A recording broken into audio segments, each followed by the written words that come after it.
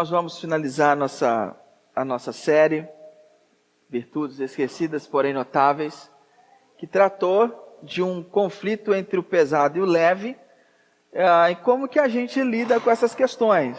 A gente pegou um pensamento do Gilles Lipovetsky, um filósofo que detectou que na nossa sociedade há um desgaste muito grande e um cansaço sobre tudo aquilo que pesa, sobre todas as responsabilidades, e que as pessoas querem viver cada vez com menos responsabilidades. E aí a gente encontrou um grande conflito, porque ele mesmo encontra o conflito de que quanto mais a gente preza por uma vida leve, mais pesada a vida fica. Então, como que a gente vai lidar com essa circunstância? E ele interpõe também que a gente tem vivido sobre um cansaço, sobre tudo aquilo que envolve as regras e tudo que envolve uma entrega das pessoas a algo mais nobre do que a sua própria vida. Qualquer compromisso que vá além da sua própria vida, da sua família, há um peso e as pessoas querem descartar isso. Então, o envolvimento em causas sociais. Como é que você explica então o envolvimento em causas sociais? O envolvimento em causas sociais, ele se dá muito, por parte de muitas pessoas, à distância. Então é muito mais fácil eu conseguir ajuda para um furacão que devasta umas ilhas no Caribe, do que um projeto social que atende uma cidade aqui do lado, ou a própria cidade de Valinhos. Então, porque a gente despersonaliza a coisa, então fica mais fácil. Faz-se necessário, nessa sociedade que a gente está vivendo, um repensar das coisas.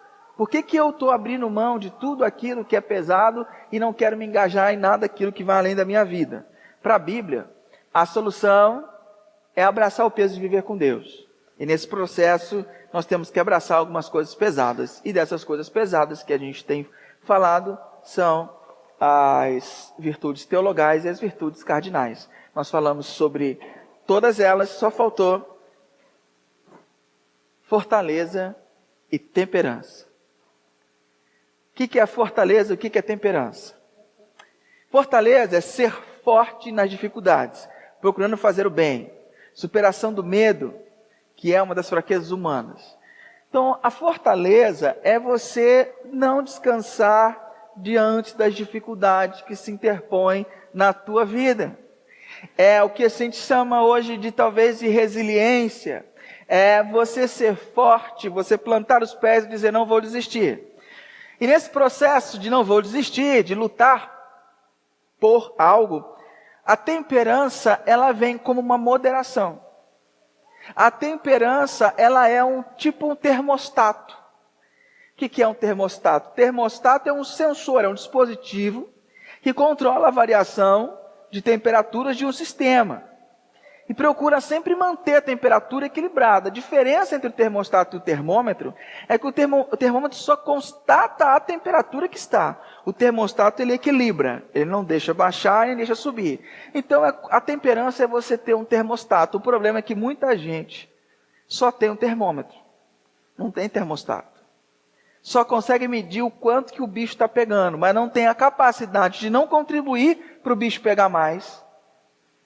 Não tem a capacidade de medir o seu amor para ele se tornar amor exigente, ou só tem a capacidade de constatar que o seu amor está exigente, mas não tem a capacidade de equilibrar o seu amor exigente. Pois bem, para falar de temperança e fortaleza, eu vou chamar aqui alguns personagens para ajudar a gente e vou te contar uma história de uma menina chamada Radassa.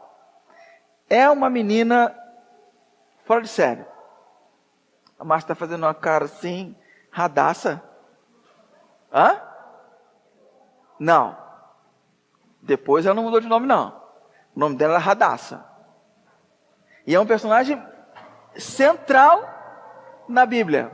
É muito importante.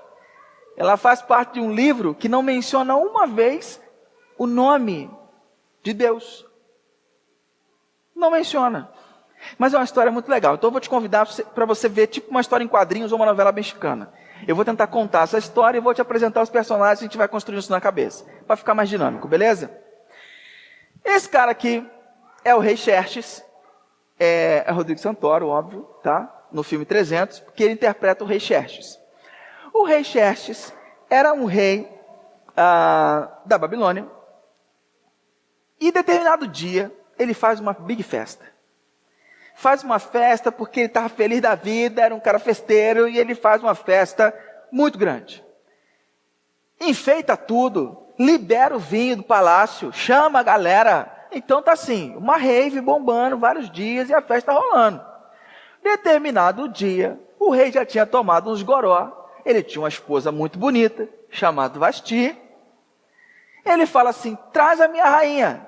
Eu quero mostrar a minha rainha para todo mundo, para vocês verem como é que eu sou o cara sortudo, que eu tenho uma rainha linda.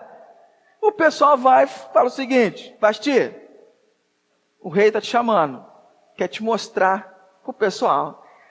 Sabe o que Vasti faz? Não vou. Não vou. O que esse rei está pensando? Querendo ficar me mostrando, pensando que eu sou peça de museu? Não vou. Cara, quando os caras voltam e fala com o rei, fala, Vasti não vem. O quê? Vasti não vem.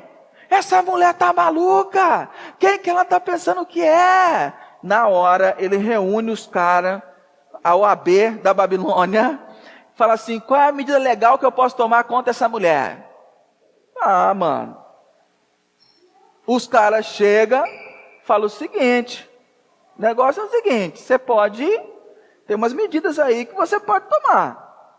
Beleza? Então você pode aí determinar que ela nunca mais venha à tua presença, manda ela embora, deixa ela como guardada no armário aí, e tu se vira. Beleza. Porque, rei, preste atenção, se na Babilônia, tudo quanto é mulher começar a fazer isso em casa com seu marido, você está pensando o quê, meu rei? Vai virar uma zona. O rei fala, é verdade. Então eu vou emitir um decreto. Vou falar isso para que toda a casa saiba que quem manda é o marido. Então ele emite o decreto e manda para todas as cidades. No capítulo 2 do livro, você encontra que Xerxes acalmou. Ele sabia o mulherão que ele tinha no armário. Ele acalma. E eu acho que num dia ele sente desejo. Porque depois disso, quando cessou a indignação de Xerxes, ele se lembrou de Vasti. Se lembrou de quê? Ele lembrou da mulher que ele tinha. Ele falou assim, é hoje. É hoje. Só que também ele lembrou do que havia acontecido, o que ela havia feito. E o decreto que ele tinha colocado contra ela. E agora? Não posso mais ter minha mulher. Os reis e os sábios discutem. Falam, o que nós vamos fazer? Os sábios falam o seguinte. Rei, vamos fazer o seguinte. Já que você está querendo aí uma mulher nova, está querendo... Então nós vamos fazer o seguinte, vamos fazer uma seleção, fazer um concurso de Miss Babilônia. Vamos pegar todas as virgens, a gente vai preparar elas, depois só escolhe uma e coloca no lugar de Vasti. O rei, fechou, mano. Beleza, vamos nessa. Nisso eles saem pela Babilônia, separando todas as virgens. Mardoqueu tinha uma prima chamada Radassa, que havia sido criada por ele, por não ter pai e mãe. Essa moça, também conhecida como Esther, era atraente e muito bonita. Mardoqueu a havia tomado como filha, quando o pai e a mãe dela morreram. Quando a ordem e o decreto do rei foram proclamadas, muitas moças foram trazidas à cidade de Suzã e colocadas sob os cuidados de Hegai. Esther também foi trazida ao palácio do rei e confiada a Hegai, encarregado do harém. Ora, todas as meninas estavam lá, elas passam por um tratamento de 1 ano, tratamento de beleza de 1 ano, 6 meses com óleo de mirra, 6 meses com outras coisinhas, para a mulher ficar preparada. E aí o que acontecia? A mulher vinha, esse aqui é o Mardoqueu, a mulher vinha, ela podia levar qualquer tipo de brinquedo à presença do rei, qualquer coisa que ela quisesse, porque quem tivesse uma noite fantástica com o rei, e o rei escolhesse, acabou, ela vira rainha. Se não, essa mulher ia para o harém do rei, e só voltava quando o rei chamasse de volta, se ele se lembrasse do nome dela. Então a mulher tinha que fazer uma noite marcante, para o rei poder lembrar dela. E aí o rei foi experimentando as meninas. Só que quando chega na vez de Esther, o rei se apaixona por Esther. Eu não sei o que essa menina fez. Só sei que a Bíblia fala que ela era muito dócil, que todo mundo gostava dela. O rei se apaixonou por essa menina. Essa menina, então, o rei escolhe como rainha. O rei a escolhe como rainha, dá um feriado, festa, dá presente para todo mundo. E ela está lá. E ela é colocada no lugar de Vasti. O tempo está passando, de repente Mardoqueu, que ficava sempre à porta do palácio, procurando saber notícia de Esther, saber se ela estava bem, se estava tudo bem com Radassa. Ele ouve dois caras conversando sobre uma conspiração para matar o rei. Ele chega e fala: Esther, o negócio é o seguinte, minha filha, estão querendo matar o rei, é fulano e ciclano, estão querendo uma conspiração contra o rei. Fala para o rei. Esther fala para o rei. O rei manda investigar, descobre que é verdade, acaba, mata os caras enforcados, resolve a conspiração e tudo volta ao normal. Beleza. Alguns estudiosos dizem que 4 anos depois, surgiu um novo personagem. Esse cara aqui. Amã. Amã provavelmente era uma amalequita. E esse povo amalequita tinha uma inimizade histórica com os judeus. Lá em Josué, em Juízes, começou o negócio. E assim, era uma zica muito grande. Ele entra em cena porque ele é promovido pelo rei para ser o nobre mais top no reino. O rei confiava muito nesse cara. Ele fica na posição mais elevada entre todos os nobres. Ele é colocado lá. Ok. Só que esse cara tinha um problema. Ele era muito prepotente. Ele gostava que todo mundo se dobrasse diante dele quando ele passasse. E tinha um cara que não se dobrava. Qual é o nome do cara? Mardoqueu. E rapaz, Mardoqueu, ele não se dobrava diante do cara. E qual era a desculpa que Mardoqueu dava? Não era por questão de adoração. Não era por questão de respeito. Mardoqueu dizia para ele assim, dizia para os caras: por que você não se dobra? Porque eu sou judeu. Eu não me dobro porque eu sou judeu. E a Bíblia fala que os judeus, eles tinham liberdade de se curvar diante de reis. É porque Mardoqueu sabia que tinha uma zica bem antiga contra os hititas. Uma zica bem antiga. E ele não sabia que essa zica estava ali no meio. Certo dia, Amã viu que Mardoqueu não se curvava, nem se prostrava, ficou muito irado. Contudo, sabendo quem era o povo de Mardoqueu, achou que não bastava matá-lo. Em vez disso, Amã procurou uma forma de exterminar todos os judeus, o povo de Mardoqueu, em todo o império de Xerxes. Calma, mas já vem. Então, o que acontece? Amã bola um plano. Ele bola um plano para acabar com todos os judeus. Amã convence o rei a dar a ele autonomia. Ele chega assim: rei, tem um pessoal muito estranho no teu reino, que tem um comportamento estranho no respeito ao rei.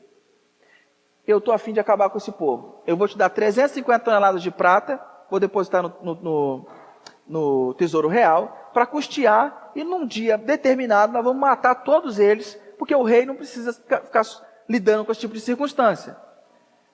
O rei confiava em Amã, e entende que é interessante, beleza. E ele dá um decreto, determina um decreto, coloca e fala o seguinte: nós vamos acabar com os judeus. Ok. Até aí, o decreto se estende, o decreto se expande, e ele chega aos ouvidos de Mardoqueu. Mardoqueu fica desesperado, cara. Põe roupa de saco, sai correndo que nem um louco no palácio. Esther vê Mardoqueu lá fora, Manda um oficial botar roupa para ele entrar para falar com ela. Ele não põe roupa. Ele pergunta o que foi. Ele não fala nada com nada. Até que então que ele explica, Mardoqueu contou-lhe tudo o que lhe tinha acontecido e quanto a prata Amã tinha prometido depositar na tesouraria real para a destruição dos judeus. Deu-lhe também uma cópia do decreto que falava do extermínio que tinha sido anunciado em Suzã, para que ele o mostrasse a Ester e insistisse com ela para que fosse à presença do rei implorar por misericórdia em favor do seu povo. O mensageiro Atar retornou, relatou a Ester tudo o que Mardoqueu tinha dito. Então ela o instruiu que o dissesse o seguinte: tu tá maluco, Mardoqueu? Todos os oficiais do rei e o povo das províncias do império sabem que existe somente uma lei para qualquer homem ou mulher que se aproxime do rei no pátio interno sem por ele ser chamado. Será morto, a não ser que o rei estenda o cetro de ouro para a pessoa e lhes poupe a vida. E eu não sou chamado à presença do rei há 30 dias. Tu está querendo que eu ponha o meu pescoço, eu vou morrer. Ester se depara com um grande problema. Um risco à sua própria vida, mas ela era rainha. Então talvez se ela ficasse quieta, o povo ia ser dizimado, mas ela talvez viveria. É uma causa além da família particular dela. É uma causa além. Não é uma causa pessoal somente dela. Ela poderia tirar o corpo fora. Pô, pelo menos estou aqui no palácio, estou garantida. Só que ela é chamada a se envolver com essa questão. Ela é chamada porque também todos nós somos chamados a nos envolver em algum momento em algo além da nossa própria vida. Nós somos chamados a nos envolver em algum momento da história com coisas que não dizem respeito só ao nosso umbigo. E a grande questão é como que a gente vai responder? Como é que ela vai responder essa situação? Ela toma uma chamada do seu pai adotivo, Mardoqueu, mas uma chamada para reorientar o coração de Ester. Olha o que ele fala. Quando Mardoqueu recebeu a resposta de Ester, mandou dizer o seguinte: você não pense que pelo fato de estar no palácio do rei, de todos os judeus, só você escapará, não. Pois se você ficar calada nesta hora, o socorro e livramento surgirão de outra parte para os judeus, mas vocês e a família do seu pai morrerão.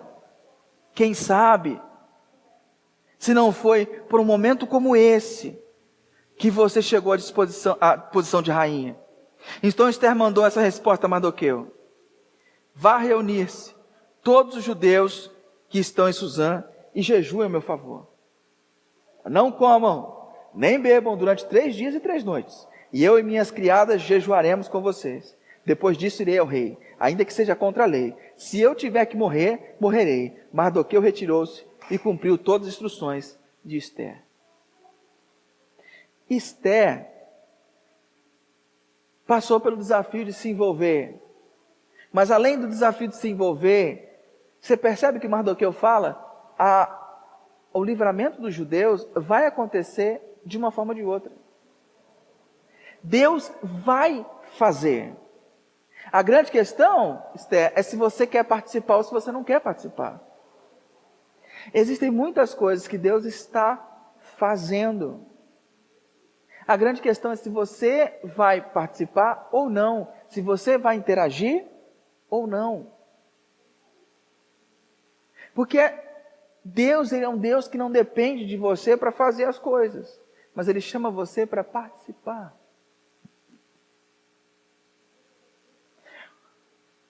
A autopreservação não garante a vida de Ester. Ela pensar no próprio umbigo, pensar só em se salvar, não garante a vida dela. É hora de Ester mostrar fortaleza. É hora de Ester se envolver. Então, o que Ester faz? O que ela faz?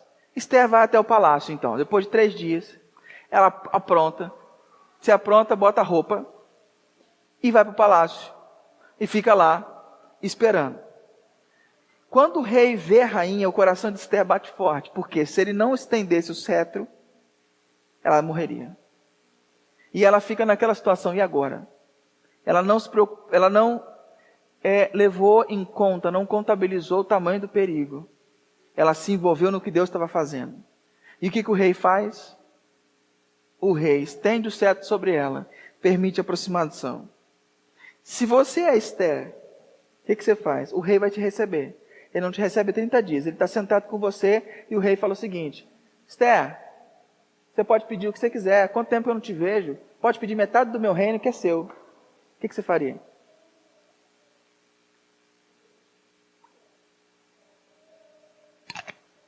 Rei, é o seguinte: mata esse miserável do Amã. Ele está fazendo uma conspiração contra nós. Ele quer matar meu povo. Isso, aquilo. Esse homem não presta. Não. Cara,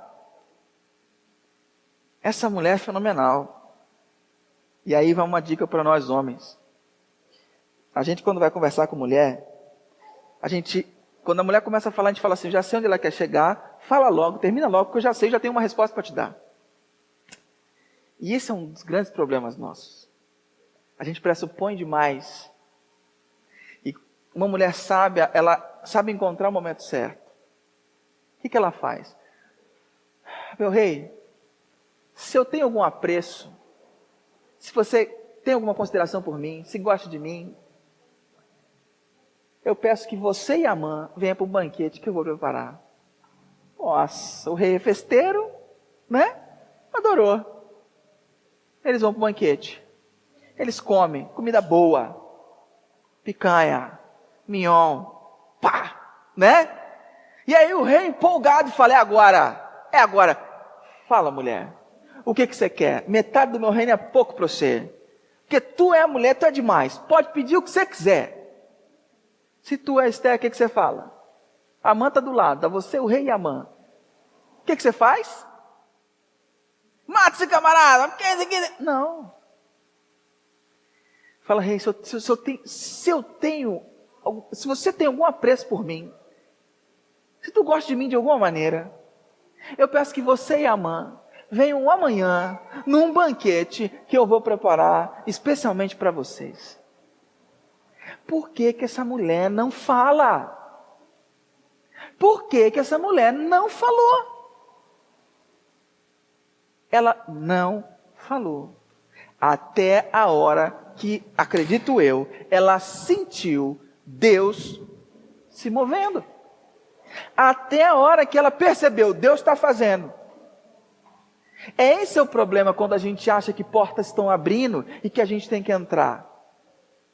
Você tem que fazer o que Deus está fazendo. Amém. Você tem que fazer o que Deus está fazendo.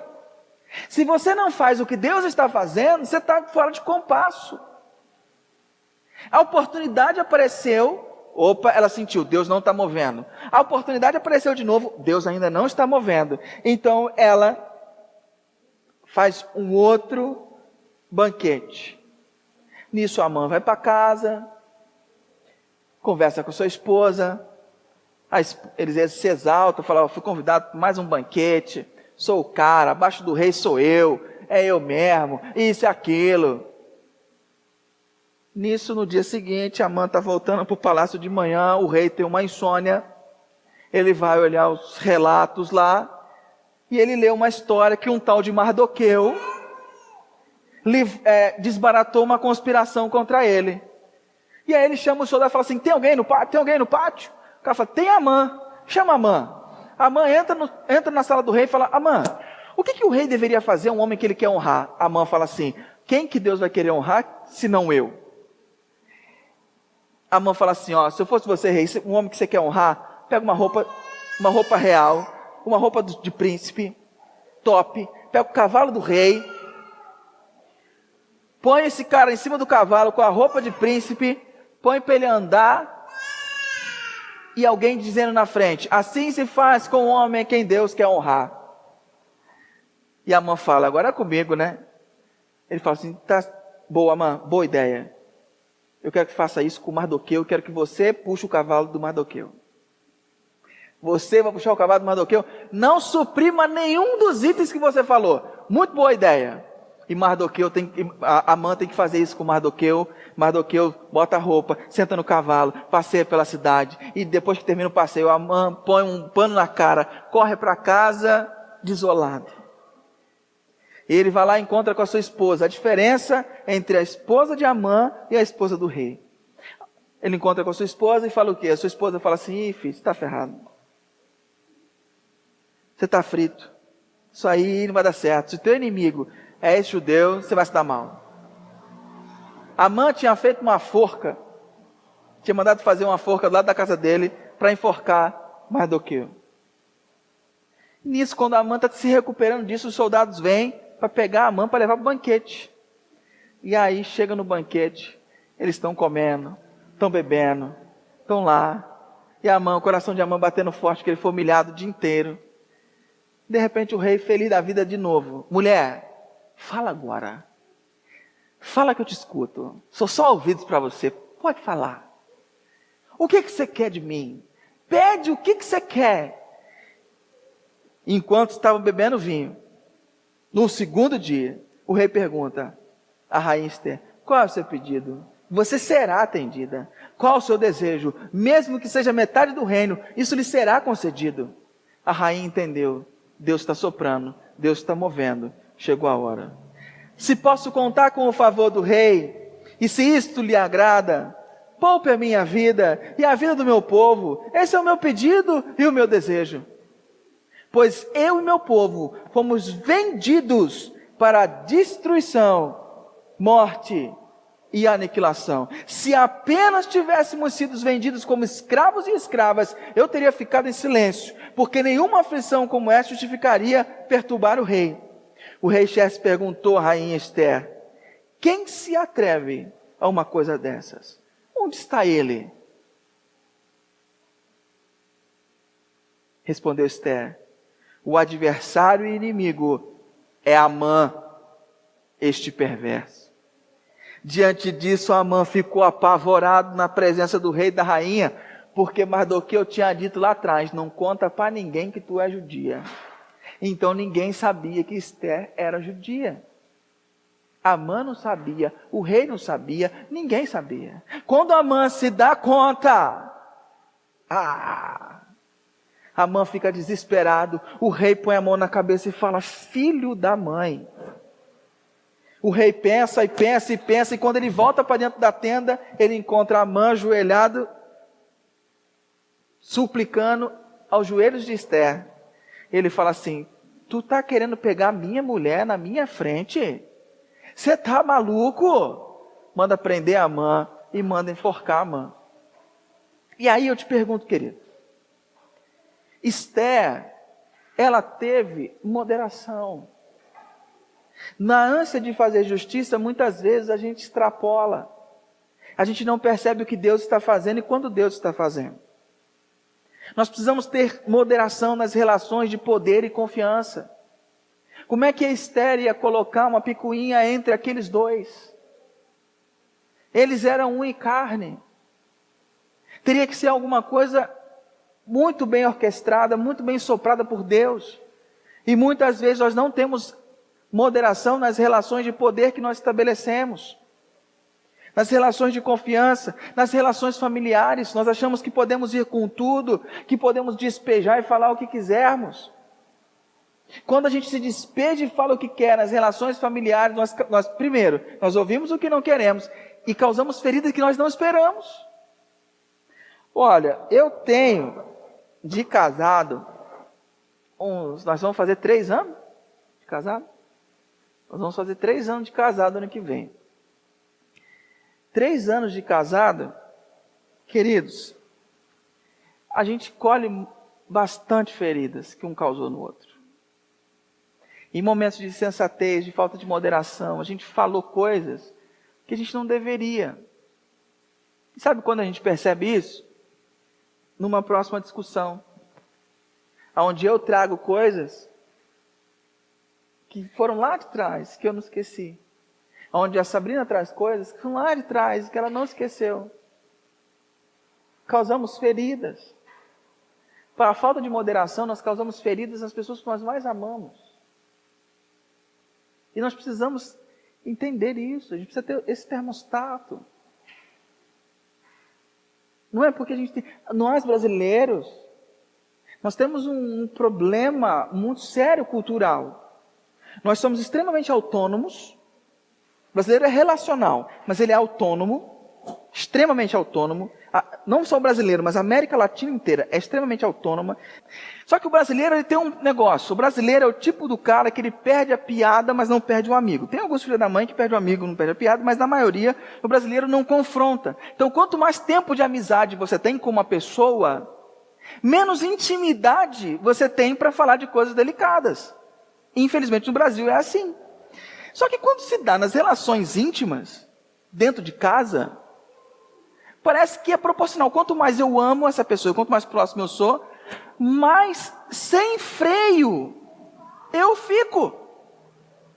Mais sem freio eu fico. Mais lutando pelos meus direitos eu fico. Parece que não tem moderação nenhuma.